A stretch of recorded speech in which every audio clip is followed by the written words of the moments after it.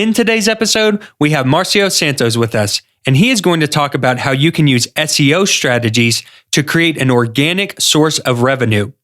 You will also get to hear the methods he uses to rank higher in Google search, how a journey page can lead a customer into a sequential order of events, and the 3 items every piece of content must have to gain followers and make an impact. And now, on with the show. Welcome to the Online Course Igniter podcast, where you'll hear from successful course creators and how they were able to turn their passion into a thriving online business empire. Hey everyone, thank you for checking out the podcast today. We have Marcio Santos from Nerd Digital, who is going to give us some strategies and tips and advice on how we can do a really good course launch and how we can leverage organic marketing strategies to get people into our course. And I'm really excited to have you on the show today. How are you doing? I'm doing great. Thank you so much for having me, Jeremy. Yeah, it's definitely my pleasure. I'm glad you reached out, and I was looking at your information, and I'm really excited for today's episode because I know that one of the main things that people struggle with is how do we get people into our course, to buy our course, to see our course, and then execute on taking that course. And so I think this is going to be a great episode. And I always like to start at the very beginning and hear kind of, where you come from, what you were doing before you got into online business and online courses. So if you would just kind of give us a couple minutes of your backstory and how did you get into this world? Yeah, Jeremy. So again, thank you for having me on the show. I started off, my online marketing journey doing graphic and web design back in the day. I started, real basic stuff, slicing images for the web. And from there, I kind of just kept on moving up. I was just always so curious about designing websites, and I worked on a bunch of things like that. And eventually, I bought an online gaming league, and so I built that up as well. And eventually, I worked for some agencies, worked with brands like BMW. Kettle and Fire is one of my clients today. And just recently, last year, I started working with a course creator. And he became one of my clients. He approached me for SEO. That's sort of what I'm known for. And I really enjoyed serving him and was able to really transform his business and help him. And so that's what I'm looking forward to sharing today. Okay, yeah, that sounds great. So how did you said you had someone who was creating an online course and then you helped them out with SEO. So what did that look like? Did they already have an audience or they didn't have an audience and they had a course? What was kind of the arrangement there? So at the time, Kay from Rad Reads, he already had a course and they had already done a few launches before. He already had an audience as well. And so from an audience perspective, he had about 20,000 subscribers or so. And in terms of his course, he had already done a 5-figure launch. But he was curious whether or not he can get some more juice out of SEO for him. So he blogs a lot. And, I guess he inquired using some tools, and he saw like a site audit tool from Ahrefs pull up some information about his website, and he wasn't too sure whether or not he could fix it and how to go about that. So he started digging, reached out to his network. His network found me, and then that's how we did our first engagement, was just doing a basic site audit and fixing a few things up. And then from there, we just kept working together. So for anyone who's listening that might be kind of new to online courses or kind of new to online business and marketing, can you just go ahead and take a moment to describe what is SEO and how that helps someone who has an online course? Certainly. So SEO stands for search engine optimization. And search engine optimization really is a set of techniques that you can use to optimize your content and optimize the way your site is structured so that Google, the search engine, will send you more free traffic. In a nutshell, that's what it is, and that's the purpose of it. Okay, so this strategy is leveraging on Google search. So when someone types in how to bake a cake, you'll have a better chance of appearing in those search results. Is that correct?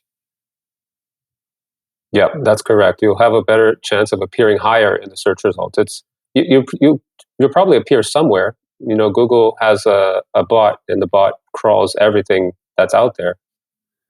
So you probably appear somewhere. It's getting to the first page, because there's even a joke between SEOs that the best place to hide a dead body is on page two of Google search results. Right? Nobody goes there.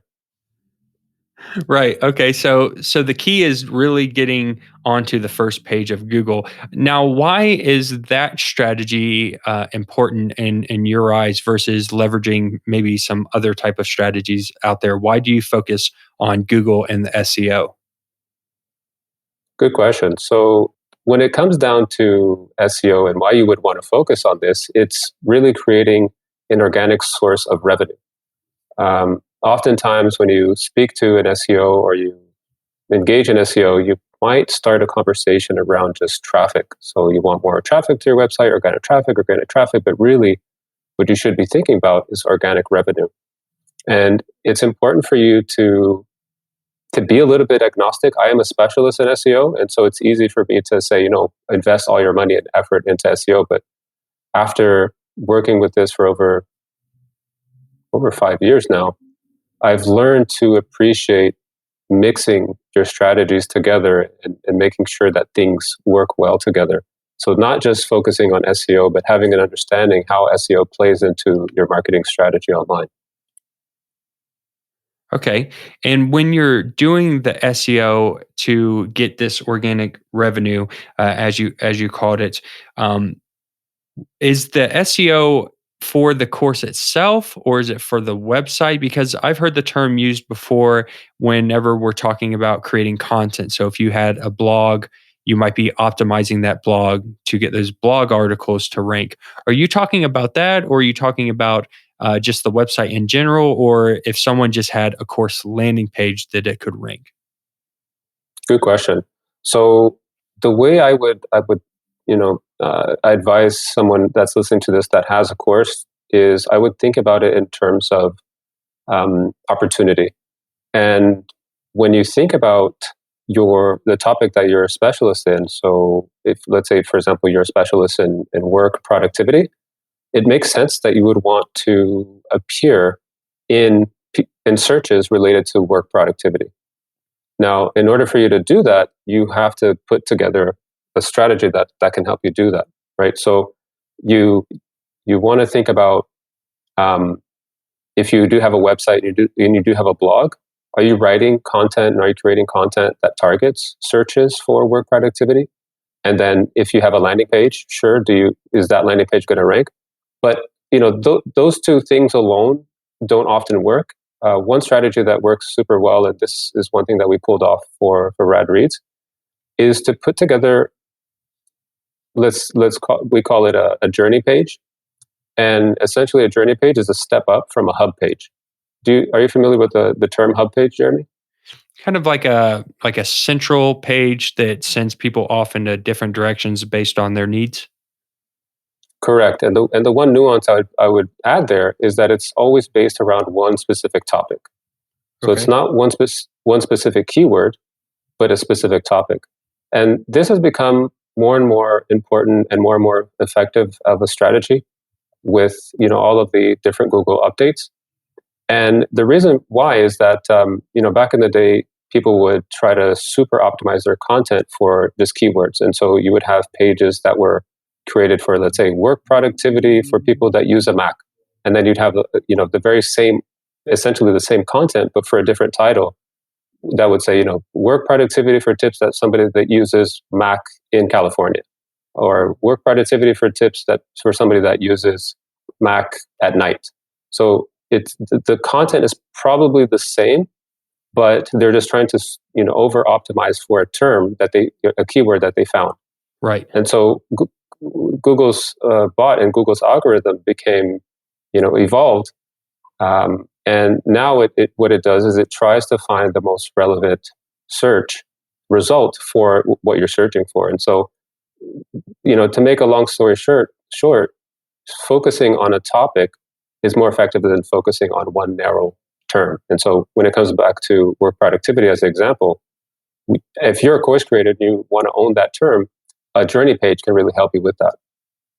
Okay. And how is a journey page laid out? What's the structure and what is a journey page doing differently than, say, just a regular web page? Yeah. So a hub page is a journey page is laid out in sequential order. That's the biggest difference. And the way to contrast this is to think about a category page on your blog. So if you have a WordPress site, or if you've been to any WordPress sites, you know that there are category pages. And so usually you visit a category page and there are a bunch of blog posts, but they're just in no real order. Maybe they order by date, maybe they're ordered by featured. But the difference for the journey page is that you have really like these visual guideposts of what is beginner level, for example, what is intermediate level, what is advanced, or just what is the order that you should consume the content in. And so the layout reflects that. So you have, let's say, basic content at the top, intermediate content in the middle, and then more advanced content at the bottom. Okay. And these are just links that are directing people to other content that's already on the blog. Correct. Yeah. So you can have links to your own content. You can even have links to other people's content or to videos that you have on YouTube. Really, the whole idea is to make a page that's so comprehensive and so useful that anybody that really wants to learn more and wants to use that page as reference for the future in terms of, again, using the example work productivity, they're going to bookmark that page, they're going to remember it, they're going to talk about it, they're going to come back to it time over time, and maybe they'll even link to it, which is in SEO world, the holy grail of improving your ranking. Okay, that's what I was going to ask, and I believe you answered that. But let's just break that down a little more. So, the journey page is kind of like a database in a sequential order to give people content the way that they should consume it, so that it makes sense instead of just having 100 blog posts on a website and you don't know what to pick, right? So, Right. I understand how that helps the end user, but how does that help Google and you being able to get searched on Google and the SEO practices? How is that actually helping that side of things? Good question. So the way the Google algorithm works is it rewards certain what we call signals. And one important signal that became more relevant over the past few years are user signals in terms of their usability on the page. So let's think about work productivity. So somebody types in work productivity and there are a bunch of results, right? So on the first page, let's just say there are 10 results there. If somebody clicks on the second result and they visit the page, but then they click back instantly and then they click on the third result, and now when they visit the third result, they stay on the page a bit longer. They maybe click to a few pages. What Google will do it will learn from that and say, look, I showed them the results in spot number 2, and they weren't happy with it. And I showed them the result in spot number 3, and it looked like they were happy because they didn't return. They'll use those signals to outrank number 3 to number 2, right? So the next time around, let's say hypothetically, they would say, okay, let me show the result number 3 higher because that's probably the best search result for this term for work productivity. And so that's essentially how the algorithm continuously optimizes itself to show the best results. So ranking your content is important. Doing your keyword research and making sure you're optimizing your content is important. But today you have to go way beyond that. You have to make sure that your content is laid out well, is useful, grabs people's attention. And so you have to essentially start off with the premise that people are completely scatterbrained. People are overwhelmed. While they're visiting your website, they probably have their cell phone in one hand, they have a tablet in the other, they have a set of headphones on, they have kids screaming in the background, they have, I mean, there's a ton of things going on. And so your page has to hold them by the hand. And if they're a beginner in the topic, you want to make sure that you're showing them beginner level stuff. If they're an advanced user, then you want to make sure that you're showing them advanced stuff in their journey. Okay, yeah, that makes a lot of sense. So let's go to the beginning phases of anyone who's listening to this podcast. So on this podcast, we will have some people who haven't created a course and are just starting out, and then we'll have others that are more advanced, and we'll go step by step. But thinking about someone who's listening to this particular podcast right now, and they have just created their course, or they don't have a course and they're getting started, what would you recommend someone do to implement these organic strategies? And say they're just kind of starting with nothing. What would be some of the first steps that you would recommend to someone who is just starting out? Good question. I think the very, very first thing you want to do if you're just starting out is to conduct a little bit of user research. And what this entails is getting into the shoes of your consumer to understand what it is they're looking for and how your solution can help them. By doing that, you will better understand, how your solution can stand out.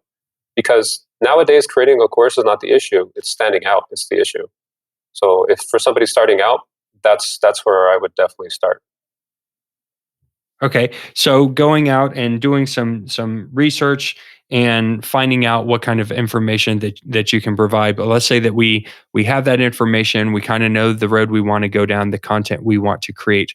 How do we create content that uses the proper SEO strategies versus just putting random content on a site and just hoping that it's going to rank?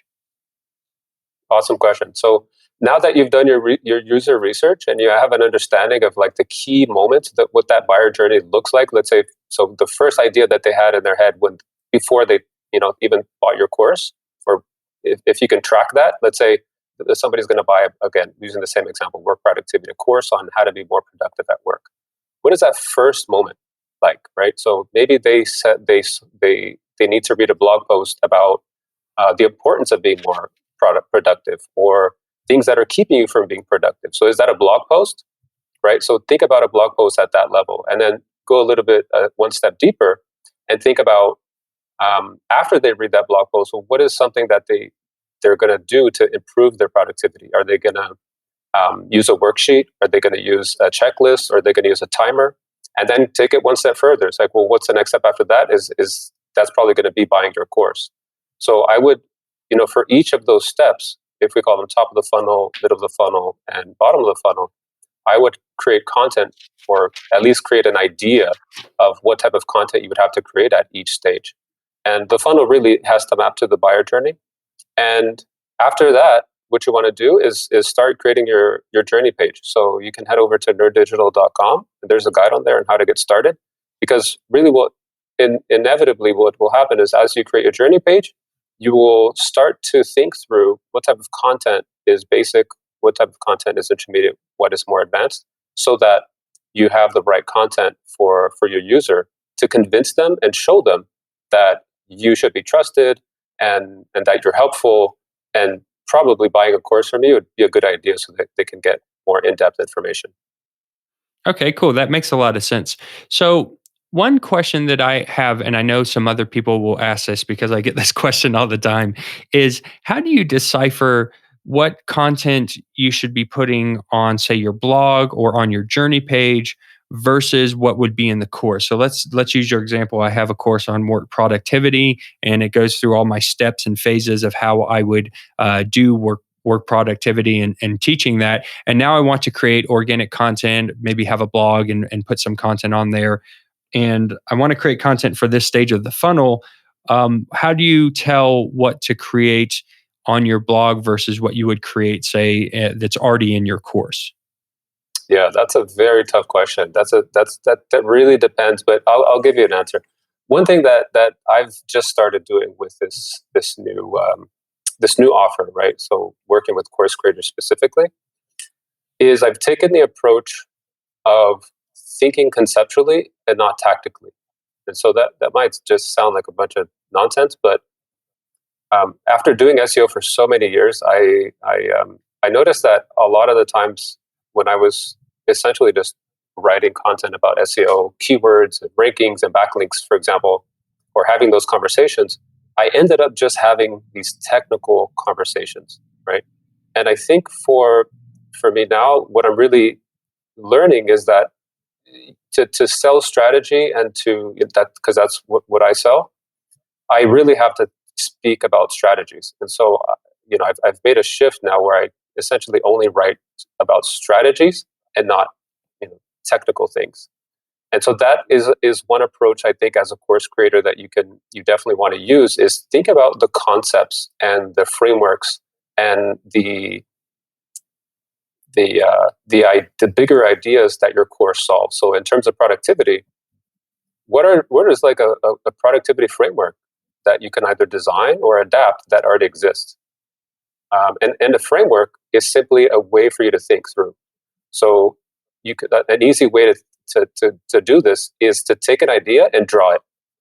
If you can turn it into a drawing, you're halfway there to turning it into a concept because you then explain the drawing and not just the technicalities of it, right? And so the concept should be something that is somewhat abstract, but it applies to your problem. So to give you a more clear example in terms of productivity, there's the Eisenhower matrix, right? And so the Eisenhower matrix, I'm going to actually pull this up on my screen so I don't say something silly. Right. So the Eisenhower matrix has been around for quite a long time, and essentially what it is, it's a it's a double-sided matrix, and so you have urgent or not urgent on the top, and then you have important and not important on the left-hand side. And so in that matrix, you want to decide, do I do this first, or do I schedule this? Do I delegate, or do I avoid this? So you could write this from a technical perspective and go down to the nitty-gritty, finer details of all the tasks and how do you make decisions, or you can come up with a concept like this matrix and to help you make those decisions. When you do this, this completely changes the conversation because people will view you as an expert. As soon as you come up with some kind of concept or some kind of framework, people will say, wow, how did you come up with that framework? Or how did you come up with this idea? This is like a unique IP. And doing that is very effective, especially for course creators. So that's something that we've done very effectively with Rad Reads.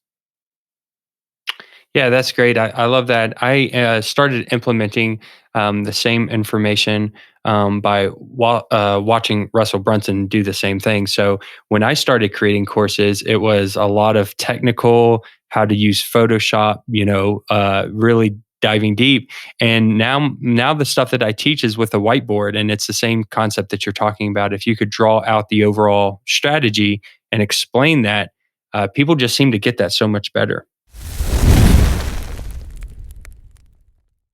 Hello, course creators. Are you struggling with marketing and selling your online course? If so, then head over to our free community where successful course creators are ready to help you create, market, and sell your expertise. Go to onlinecourseigniter.com/community now to join. That's onlinecourseigniter.com/community. Cool. So we have our strategy. We want to create content for our website, and the content is really just helping drive traffic to the course. Correct?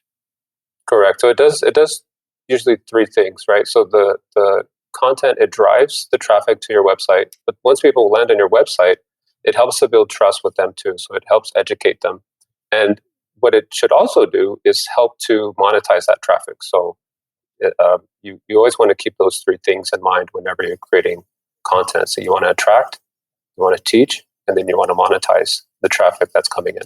Okay. Let's go through each one of those. Actually, I think will be great. So when we're talking about, let's say the first one, the attracting phase, of course, we go back to SEO, that we need to use SEO to get that content to rank on Google. But someone might still be kind of confused out there on how that actually works. So how are you actually using SEO to attract um, customers through your content? What does that look like? What is Google looking for? What are the things that you can tell us that we can implement on our own blogs, our own websites, that will help get us to rank and attract those customers? Okay, good question. The first thing I would do is I would look at related blogs to figure out what is it that other blogs are writing about that are of interest. So I would start my topic research there after I do my user research. And so again, if we go back to the productivity, course idea, so if you're a productivity course creator, I would go to other productivity blogs. That's where I would start, and then I'd go to the top ones and look at what are the most recent topics that they're writing about. Is it about using an Apple Watch? Is it about using wearables? Is it about AI? What are the topics that they're writing about? And I would use that as my source of research. Let's say as my seed words, and then from there I would go a little bit deeper and I say, okay, what specific angle can I put on this content? Because if you just simply write about wearables or productivity, that's too broad. You probably have to give it a little bit more specificity. And so that's what I would do. I'd go one layer deeper, and I would try to then break that topic down into, let's say, 7 to 10 helpful tips. So this is an easy way to create your first blog post. Is, let's say you figure out. Actually, I could do this live with you. So if I go to Google right now and I type in a productivity blogs, we'll see a bunch of results. And the top one here is lifehack.org. So I would go to lifehack.org, and I'm looking through 12 productivity blogs smart people read. So just right here, these are productivity experts. So that's an angle right there, productivity experts. And of these productivity experts, what I would do is I then go to their websites and see if those people have a specific angle. And then I would explore that. So you really have to find an angle, because if you just write about something broad, you're never going to be found. Like it's just never going to stand out. The next step in that process is writing your content, right? So you're going to develop your content. So let's say you found a solution on this productivity angle. You break it down into, let's say, 11 steps. And then now that you've done your research and you know the blogs that are writing about it, these experts, you reach out to them and say, hey, look, I saw that you're writing about this topic. I think your topic is great, and I added just a twist to it, which I think is relevant for your audience. If you want to check it out, here's a link. And by doing that, I mean, there are nuances and levels to the game, but by doing this, what you'll do is you'll build more traffic, you'll get more awareness, and eventually you'll build backlinks back to this content. So by doing all of those things that I just said, that's essentially like what an SEO professional does on a daily basis. They research topics, then they validate, is there search volume inside a keyword tool like Ahrefs, right? So they'll put the topic in there, they'll see, okay, is there search volume? Is it very difficult to rank for this? Then they'll transform that into a blog post, then they'll promote it, and then after they might optimize it, right? So then after, that's maybe like step number 4 or 6 in the process, to go in and say, okay, what other keyword can I maybe add some more keywords in here that are relevant? Can I use some tools to help me optimize this better? Do I have my title tags in order? Is the page optimized for speed? Is the layout really easy for people to browse through? Do I have images? Are my headlines compelling and interesting? So those are some boilerplate type of tips that everyone should be implementing today. Okay, awesome. So I kind of like this strategy. So you're going out, you're finding relevant articles and information that's already talking about your topic. You're putting a twist on it, and then you're reaching back out to the people who posted those and asking them to basically add yours in, which you said creates a backlink. So can you just briefly describe what is a backlink and why it's important? So a backlink basically is someone placing a link on their website, so on their blog or on their homepage, on their landing page, anywhere from their website, pointing to your website. That is what we call a backlink. And in terms of, again, inside the SEO world, what this shows Google, or what we believe that this shows Google and the algorithm, is that someone out there gave you a vote of confidence. Someone trusts you enough, trusts your content enough to link to it. So they're saying, hey, I'm writing about this topic. I found this resource, and here I'm placing a link to it. So go and check it out. Or I found this resource, and I got my numbers from this source. You can go and check out my numbers. So that's essentially a backlink. And as you can tell, it also follows a very similar social dynamic that we use in society. If somebody gives you a referral, you're going to trust that referral a lot more. And so the backlink kind of works like that for the algorithm too. If a lot of people say that a resource is good, then it probably is. Okay, cool, perfect. So that is the method of attracting, getting people to check out your content, come into your world. You have these backlinks coming in where people are referring you and saying, "Hey, this is a great website. You should go check it out." Google sees that and they say, "Well, we trust this website," and it moves you up in the search rankings. And then the second phase that you had in here was to make sure that your content teaches and builds trust. So how would you recommend someone do that? What do you mean by the content needs to build trust? Yeah, good question. So when it comes to building trust, that is based on a psychological trigger, different psychological triggers that, when activated, people will instantly trust you more. And one way to do that is, I guess, with your content is by making it look more authoritative. And an easy way to do that is just to make it longer. The moment your content is longer, usually what happens is, or what some research was done on this, content that appears to be longer instantly triggers this idea that, hey, this is something well researched, this is something well written, and the person that put this together knows what they're talking about. So length in itself can create this sense of awe, and that can help you build trust. So that's one easy way that you can build trust and authority inside your marketplace or in the topic that you want to own, to help you sell your course. Okay, yeah, that makes sense. And it seems like it would connect very well back to the first step, which if you have longer, more in depth content, it seems like people would be more willing to put your link on their blogs and use you as a resource. Correct. Okay, cool. And then the final step here was to monetize the content, and this is probably the one that people are really interested in. We have people coming into our content. We have good, well written, thought out content that's building that authority, building that trust. Now, how do we monetize the content? And in terms of course creators, how can we make that leap from someone reading your blog post to purchasing your course? Yeah, that's a great question. So right here, I would go back to the first part of the conversation when we talked about the buyer journey.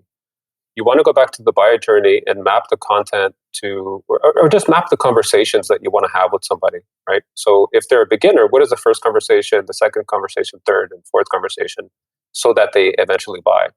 Let's say this is the first conversation they read a blog post. Maybe the second conversation is, well, hey, you read this blog post. Why don't you download this resource? Or why don't you take this quiz? Or why don't you use this template to help you figure out where you are in your journey? And so, for example, we have a quiz on our website, nerddigital.com. You can visit the website and there's a course launch quiz. And the quiz really is designed to help you as a course creator figure out how ready are you to ready to launch, right? So are you super ready or are you not ready at all? And quizzes have been known to do really well in terms of converting visitors into leads. And part of monetizing is converting them, right? So we have to put a name to a face, or we have to put an email to an IP, to a visitor, and so that big part of making money or selling your course is transforming as many visitors as you can into leads, and then having more conversations, usually through email, to help sell your course. Okay, that makes a lot of sense. What software are you using for the quizzes? Ooh, I use this. Sometimes I use Typeform. I really love Okay. Typeform as a tool, but I recently used this WordPress plugin, which I can't even remember the name. Just to tell you how good their branding is, but I can't remember their name. It was terrible to use, so I'll probably Okay. retire them soon. Okay, so you have a quiz on the site. The quiz will help people make a decision based on who they are or where they need to go in their journey, and that's capturing the leads. And then what's the next step? Is you capture the leads and then you offer the course. Right. So in my case, I don't have a course ready, but what I would recommend for somebody that does is, yes, you could. Again, this also depends on what price your course is at. If this is something that's, let's say, below $1,000 and it's an evergreen course, then a natural funnel that you can think about this for this course is you attract them. to a blog post, and the blog post attracts somebody to a quiz, and then the quiz sends them to, let's say, a webinar that you can send them automatically or through email. From that webinar, you give them all, a lot of ideas, teach them a lot of concepts, get them warmed up to what you have to offer, and then on the webinar itself or through email, you can then follow up with the offer. And so the offer can be an expiring offer, which usually works very well. So something that expires in the next 24 hours or 48 hours or 72 hours um, is usually incentive enough to get somebody to convert. Again, if you've done a good job in the previous steps and your offer is compelling and can give that user transformation, that simple funnel that I explained to you has been used to great effect by a bunch of marketers out there to make a lot of money. Okay, awesome. Yeah, that sounds awesome. So, we have our content, we're attracting people in, we're using organic methods and SEO to rank on Google, use backlinks to move up the Google ladder and get people in. We're creating good, well thought out content. And then that content is just providing the next step in the journey to maybe a lead magnet or quiz, and then your offer at the end. Is there anything that we missed in that process?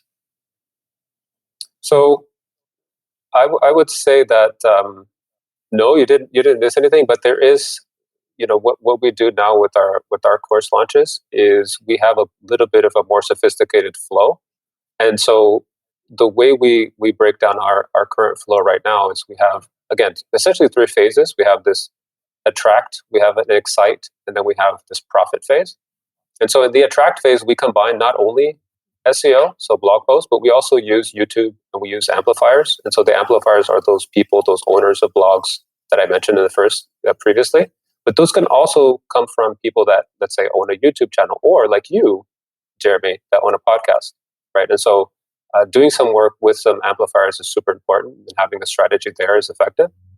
The next step in terms of excite, that's when you can offer let's say, a mini course, which we can get into later, because that really builds excitement for what you have to offer. And then the last phase is this profit phase, and this phase is where you develop offers. This is where you have your landing pages and your upsells and things like that. So in terms of the course launch, I would break it down in that way. Okay, very good. Yeah, let's talk about the free course strategy real quick, because I know that I always get people on both sides of the fence. Some people who love free courses and say they're great for attracting leads. Other people who don't like free courses because they say people who get a free course won't buy your main product because they just want free things. So, what's your opinion on using a free course as a lead magnet, and how do you set that up, and what does that look like? So the idea here for the free mini course is to do it live. That's the biggest nuance that I would say, is to do it live and to do it over a few days. And the reason why this is effective, actually, let me just give you a number first. Well, through Rad Reads, they organized a mini course before launching.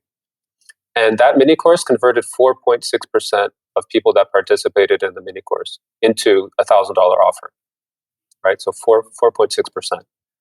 And that number right there is already very encouraging. So if simply we just increase the number of people in the mini course, we're going to make more sales. Everything else, if everything else stayed the same. The way you do this is you have to put in a little bit of work. So oftentimes people, we dream of full automation, or just sitting at home and making money in your sleep and things like that. And yes, there are, money will come in, and you'll leverage your time and things like that. But in terms of this mini course idea, for what we did it over 5 days, and we did it live um, to his audience. And so that was super effective, and a strategy that I would recommend to anybody. The nuance there is, because you're obviously thinking, well, I don't want to give everything away. What you do is you have to really break this down into to a basic concept, a basic entry level type of idea that maybe just gives your user an overview, or just takes them through one small transformation. And so I'm working with another client right now who's selling a financial product. And the simple course that we're designing for her is to simply create a financial plan, right? Simply create a financial plan just for this year. And on the back end of that, there's going to be a course offer. And so the course is related to investing in Bitcoin. So that just gives you an idea of how you might use a mini course to do that. Perfect. Awesome. Well, Marcio, thank you so much for coming on the podcast today. It's been just great hearing all these different strategies, and hopefully that gives someone out there some really good ideas on how you can use organic methods to kind of just increase your business, get more people to your world, and hopefully make some course sales and help more people. That's because that's why we want to do it, right? Um, where do you see yourself going in the future? So it sounds like you've got clients that you're helping out, and you're working and consulting and coaching others on how to implement these strategies. But in the next couple of years, where would you like to see your business go? What are you trying to achieve? Well, that's a good question. So I have this belief that course creators are some of the most important people out there, and they're going to be even more important as we move forward because of the complexity of work and because of the speed of change. I think that um, things are changing so quickly in every market that we need to learn faster and we need help. We just can't do it alone. We're sitting at home, trying to figure it out, trying to buy courses all the time, or trying to. It's just not enough. It's just too difficult to do everything on your own, and you're going to have to transform multiple times in your career. They're long gone are those days where you'd have one career and you just retire. Nowadays, you're going to have to reinvent yourself over and over and over again. And so I believe course creators are going to have a pivotal role in helping people during those transformations. And so I want to be there to help course creators create institutions, create schools, create movements, create groups that help people transform. That's amazing. Well, I just wish you the most success on your journey into helping us course creators out. We all appreciate it. And I know that there will probably be a lot of people listening who would love to learn more about you and your services and how you can help them out. So, where would be the best place to send people so that they can find out more about you and what you have to offer? The best place to go is nerddigital.com. Just visit that website and we have some resources to get you started. Again, we have the course launch quiz that you can take today to give you an idea of how ready you are to launch your course today. Perfect. Well, thank you so much, Marcio, for coming on the show today. And I just look forward to talking to you in the future. Awesome. Thank you, Jeremy. Thank you so much for joining us today, Marcio. You can find out more about him and his business by visiting nerddigital.com. Or you can get the show notes of this episode along with links and resources by visiting onlinecourseigniter.com/29. I hope everyone has a wonderful week. Thank you for tuning in to the Online Course Igniter podcast. Make sure you subscribe wherever you're listening so that you don't miss an episode. If you would like to learn more marketing strategies and how to sell your online course, then also check out our free community where we share tips, tricks, and tutorials at onlinecourseigniter.com/community.